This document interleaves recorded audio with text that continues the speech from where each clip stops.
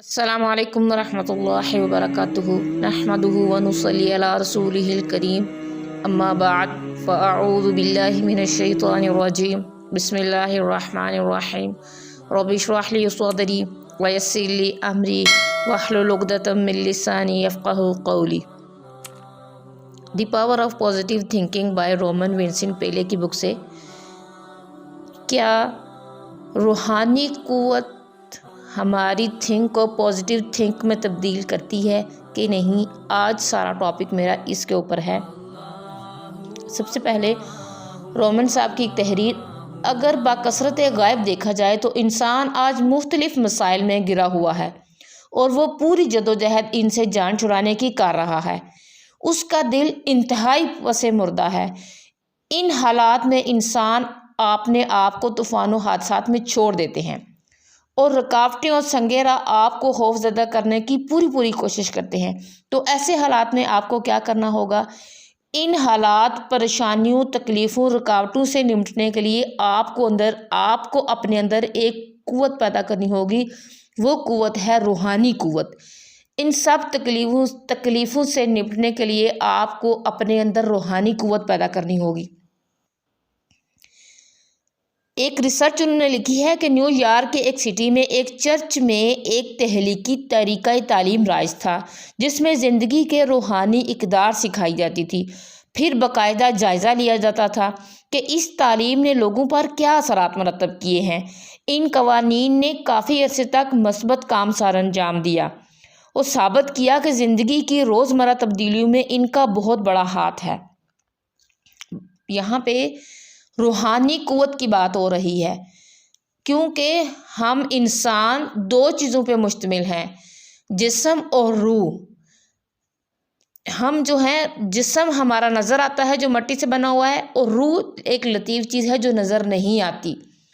कुरान में भी नबी सल्लल्लाहु अलैहि वसल्लम से यहूदियों ने पूछा था कि रूह क्या चीज़ है, तो आपने अल्लाह ताला ने आयत नंबर 85 सूरह बनी इसराइल में ये पूरी आयत उतारी थी।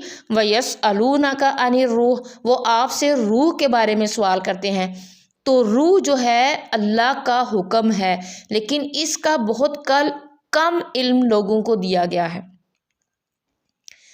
रूहानी क़ुव्वत के ऊपर मैं सबसे पहले आपको एक सच्चा वाक़या सुनाती हूँ। ये एक सिख ने लिखा है। ये 1947 की बात है, जब इंडिया और मुसलमान अलग-अलग हुए थे तो सिखों ने बहुत से मुसलमानों को लूटा और उन्हें कत्ल करते थे और उनका सामान ले जाते थे। एक दिन ऐसे ही एक शख्स को उन्होंने पकड़ा कंपनी बाग में से और उसको कहा कि हम तुम्हें कत्ल करने लगे हैं। उसने कहा क्यों? कि उसने कहा कि तुम मुसलमान हो इसलिए हम तुम्हें कत्ल करने लगे हैं। तो वो उसको ले गए, उससे खूब लड़ाई झगड़ा किया, लेकिन वो शख्स उनके काबू में नहीं आ रहा था। वो एक ही नारा लगाता अल्लाह अकबर का और उनसे लड़ता रहा। जब काफ़ी देर वो आपस में लड़ते रहे तो आगे पीछे जो सिख थे उन्होंने देखा कि ये एक बंदा उनसे काबू नहीं आ रहा, तो फिर उन्होंने लंबे नेज़े लेके आए और पीछे से किसी शख्स ने उसके ऊपर वार किया और उसके पीठ से वो हंजर बाहर निकल गया और वो नीचे गिर गया। तो जब वो नीचे गिरा तो एक सरदार ने उससे गाली दी और कहा देखो मज़ा आया। जवाब दिया मुसलमान ने कि काफिर के बच्चे, हाँ देखा, इसी मज़े के लिए तो मैंने जान दी है। अगर तुझे मालूम होता कि इस वक्त मुझे क्या मज़ा आ रहा है तो तू मुसलमान होकर अभी सिखों से लड़ता और शहीद हो जाता। इसके बाद वो कुछ ना बोला, कलमा पढ़ता रहा और चंद मिनट के बाद वो खामोश हो गया। अब सिख ने कहा कि हमने गिनती की तो हमारे 18 आदमी मरे और 11 सख्त जख्मी हुए। मैंने कहा ये एक मुसलमान मिला था, अगर ऐसे 2-4 हज़ार इकट्ठे हों तो खुदा जाने क्या करते। इलामा इकबाल की बात, काफिर है तू शमशीर पे करता है भरोसा, मोमिन है तो बेतीग भी लड़ता है सिपाही। तो यहाँ पे बात मैं रूहानी क़ुव्वत पे करूँगी।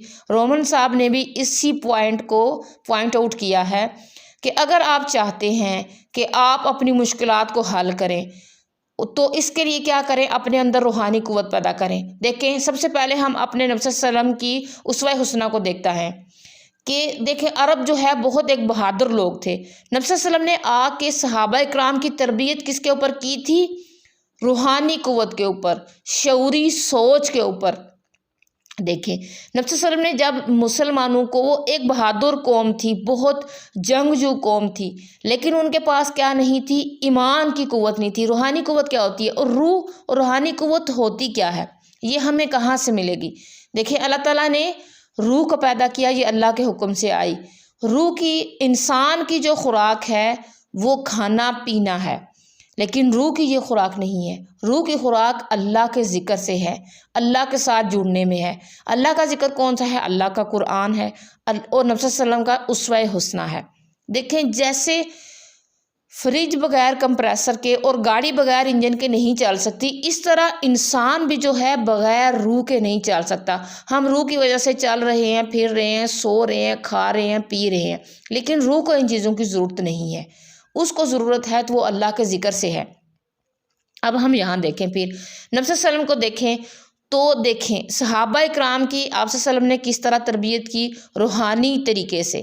جنگ بدر میں اس کی مثال ہے آپ کے سامنے۔ 313 صحابی اور ادھر 1300 یا 1200 غیر مسلم تھے، اور آپ صحابہ اکرام کس طرح لڑ رہے تھے؟ ان کے پاس سامان بھی بہت کم تھا، ان کے پاس اتنی سہولیات بھی نہیں تھی، لیکن کیا چیز ان کو قوت دے رہی تھی؟ روحانی قوت اور جذبہ ایمان۔ جنگ خندق میں صحابہ اکرام خندق کھود رہے ہیں، پیٹوں کے اوپر پتھر باندھے ہوئے ہیں، ان کے پاس کھانے کو سامان نہیں ہے۔ ایک کھجور کو نبی صلی اللہ علیہ وسلم نے کئی ٹکڑوں میں دیا اور وہ کھا رہے ہیں، لیکن ان کے پاس طاقت کس چیز کی تھی؟ روحانی قوت کی طاقت تھی، جو نبی صلی اللہ علیہ وسلم نے ان کو قرآن کے ذریعے اور اپنے اسوہ حسنہ کے ذریعے سکھائی تھی۔ دیکھیں جنگ حنین کی طرف جب آپ کے پاس سامان نہیں تھا، ابو بکر صدیق رضی اللہ عنہ نے اپنے گھر کا پورا سامان لا کے رکھ دیا تھا، تو اپنے گھر کا پورا سامان جو ان کو ایک طاقت لا کر رکھ رہی تھی، تو وہ کیا چیز تھی؟ روحانی قوت تھی، کیونکہ ان کا تعلق اللہ کے ساتھ بہت زیادہ جڑا ہوا تھا۔ روحانی قوت کا جو تعلق ہوتا ہے کس کے ساتھ ہوتا ہے؟ اللہ کے ساتھ ہوتا ہے۔ تو آپ کو جو روحانی قوت ہوتی ہے نا، وہ ایک جذبہ دیتی ہے، ایک فیصلہ کرنے کی ہمت دیتی ہے، آپ کو ایک سوچنے کی طاقت دیتی ہے، خرچ کرنے کا ہمت دیتی ہے کہ میں آج دوں گا تو اللہ تعالیٰ مجھے اس کے بدلے میں ضرور جو ہے خرچ، اس کے بدلے میں اللہ تعالیٰ مجھے اس سے زیادہ دیں گے۔ تو آج ہمیں دیکھیں اللہ تعالیٰ نے ہمیں بہت سالوں پہلے اپنے قرآن کے ذریعے یہ بتا دیا ہے کہ آپ کیا کریں، اپنی مشکلات کو روحانی قوت کے ساتھ جو ہے وہ مقابلہ کریں۔ لیکن آج رومن صاحب لوگوں کو یہ بتا رہے ہیں، دیکھیں کہ روحانی قوت کے ساتھ مقابلہ کریں گے تو آپ بڑی سے بڑی مشکل کو حل کر سکتے ہیں۔